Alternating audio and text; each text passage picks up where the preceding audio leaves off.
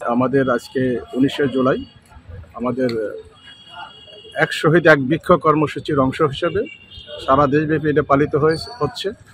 আজকে আমাদের পটুয়াখালীতে 24 জন জুলাই শহীদ রয়েছেন।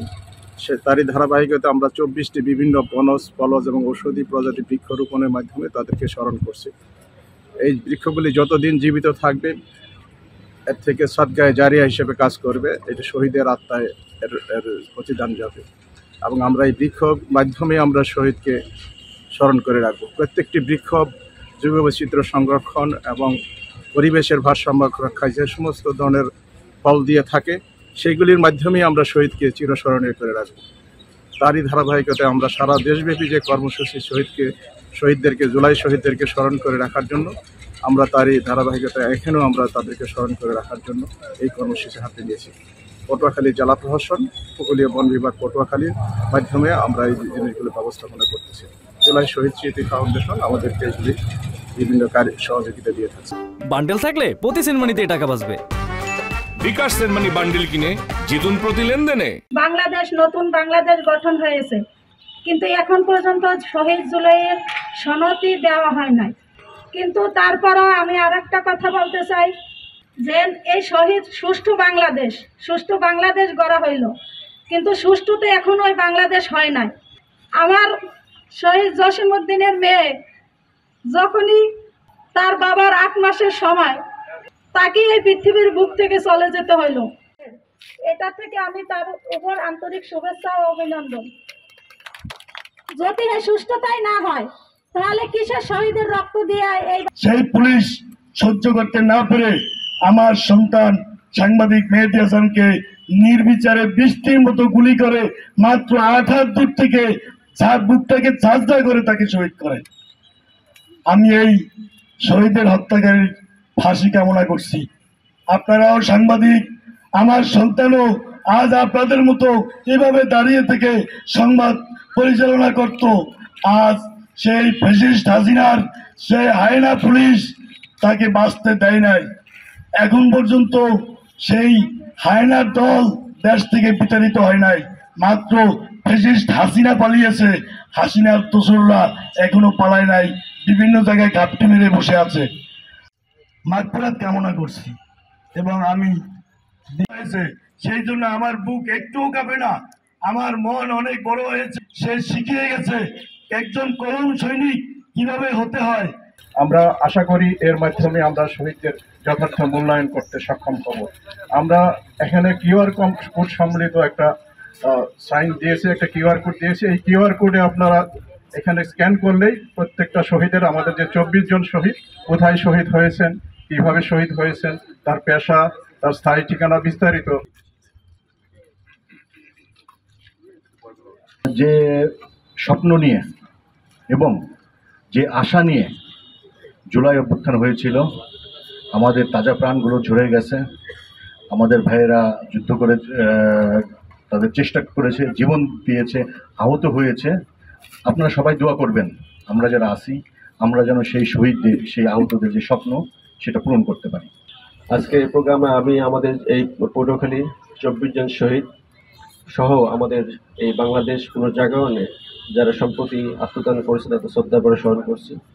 আমরা আমাদের এই আপনারা দেখছেন যে আমাদের সদস্য সরকার বিভিন্ন প্রোগ্রামের মাধ্যমে এই জাতিকে পুনর্গঠনে তাদের যে অবদান, সে অবদানকে সকলের কাছে পরিস্ফুট করার জন্য বিভিন্ন পদক্ষেপ নিচ্ছে। এই পদক্ষেপের অংশ হিসেবে আজকের যে বৃক্ষরোপণ, এর সঙ্গে আমাদের বিভাগীয় কর্মকর্তা যথার্থই বলেছেন যে আসলে আমাদের ধর্মীয় মতে প্রত্যেকটা সৃষ্টি যে আল্লাহ তাআলাকে স্মরণ করে, এর মাধ্যমে আমরা যে পদক্ষেপ, সে মাধ্যমে আমরা মনে করি যে আল্লাহ আমাদের সবাইকে, শহীদদের সহ আমাদের সবাইকে মাফ করে দেবেন। এবং আমরা যারা এখন আছি এবং দেশ পুনর্গঠনে যারা আমরা আপনাদের সবাইকে নিয়ে কাজ করছি, সবাই মিলে আমাদের এই সুন্দর একটা দেশ আমরা যেন তৈরি করতে পারি। অনেক বাবা আছেন এখানে, মা আছেন এখানে, ভাই আছেন এখানে, স্ত্রী আছেন। আমি আপনাদের প্রতি জেলা প্রশাসন পটুয়াখালী তথা বাংলাদেশের সমস্ত মানুষের পক্ষ থেকে কৃতজ্ঞতা প্রকাশ করছি। অনেক সাংবাদিক আজকে এখানে উপস্থিত আছেন। ফ্যাসিস্ট বিরোধী ছাত্রদের পক্ষে বাংলাদেশের পক্ষের সাংবাদিকের সংখ্যা অনেক কম ছিল, এটা সত্যি কথা। কিন্তু দিনকে দিন আমাদের সাংবাদিক ভাইয়েরা এই নতুন যে বাংলাদেশ, এই বাংলাদেশের যে সম্ভাবনা এবং শহীদ পরিবার এবং শহীদদের যে আত্মত্যাগ, আহত জয় হয়েছে তাদের যে আত্মত্যাগ, এটি যেভাবে তুলে ধরছে, আমি আপনাদের প্রতি জেলা প্রশাসনের পক্ষ থেকে আন্তরিক কৃতজ্ঞতা জ্ঞাপন করছি। এভাবেই আমাদের সাংবাদিকবৃন্দ তাদের যে কীর্তি এই দেশের জন্য সেটি উপস্থাপন করবেন, ন্যায়ের পক্ষে সত্যের পক্ষে থাকবেন, এটি আপনাদের প্রতি আমার একান্ত আহ্বান। আমরা সকলেই জানি যে 24-এর যে গণঅভ্যুত্থান সেটি একটি ফ্যাসিবাদ, স্বৈরাচার, মানুষের অধিকার কেড়ে নেওয়া, বিচারের অধিকার কেড়ে নেওয়া, জীবনের অধিকার কেড়ে নেওয়া, বেঁচে থাকার যে মৌলিক যে বিষয়গুলো আছে সেই কেড়ে নেওয়া যে সরকার, তাদের বিরুদ্ধে আন্দোলন হয়েছে এবং তাতে আমাদের হাজারের উপর বেশি আমাদের ভাই ও বোনেরা বুকে তাজা রক্ত ঢেলে দিয়েছে রাজপথে। 20,000-এরও বেশি আমাদের ভাই ও বোনেরা আহত হয়েছেন আন্দোলন। আমি তাদের প্রতি গভীর শ্রদ্ধা জানাচ্ছি। আজকে আরেকটি গুরুত্বপূর্ণ কর্মসূচি সরকারের নির্দেশনায় আমরা বাস্তবায়ন করতে যাচ্ছি। আমাদের একজন শহীদ মেহেদী হাসানের বাবা বলেছেন, আমাদের বিভাগীয় বন কর্মকর্তা মহোদয় বলেছেন যে এই গাছ 100 বছর বেঁচে থাকবে এবং এই শহীদের আত্মদানের জন্য আজকের এই বৃক্ষটি রোপণ করা হচ্ছে, এই গাছও সেই শহীদের কথা বলবে। আজ থেকে 100 বছর পরেও মানুষ কালাক্রমে স্মরণ করবে যে এই গাছ আমাদের জুলাই আন্দোলনের অমুক শহীদের উপলক্ষে রোপিত হয়েছে।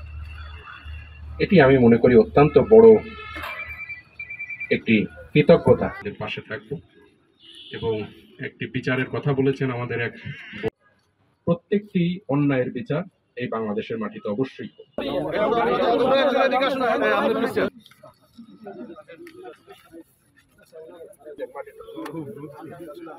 এই ফলকটা আপনি সরাজ পিছনে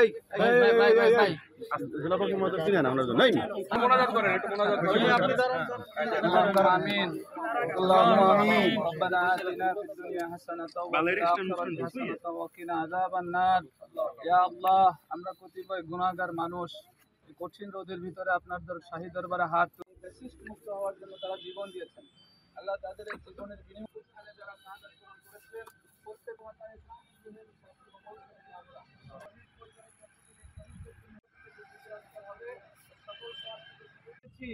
আল্লাহ আমরা পাকিস্তানের জুলুম থেকে আল্লাহ আমরা রান্নাটা থেকে নিয়ে নেন।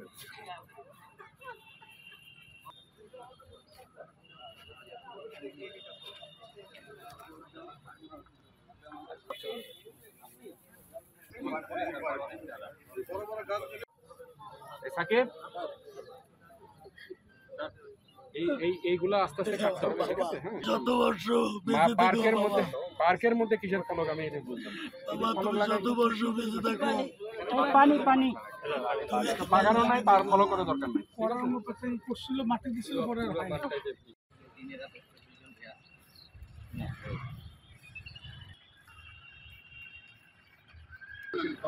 আমার হাজবেন্ড জোগাড়তে মারা গেছে, কিন্তু একটা জীবন চলে গেছে, জীবনের বদলে একটা জীবন গাছ, একটা জীবন পেয়েছি। প্রশাসনের কাছে এইটা কৃতজ্ঞ। আশা করি যারা এই ব্যবস্থা করছে তারা যেন আমাদের পাশে থাকে, আর এই গাছের উপলক্ষেও আশা করি যে সব কিছু ভালোভাবেই চলতে পারে যেন। আর এই গাছটা এই জীবন এইটাই স্মৃতি মনে রাখবে।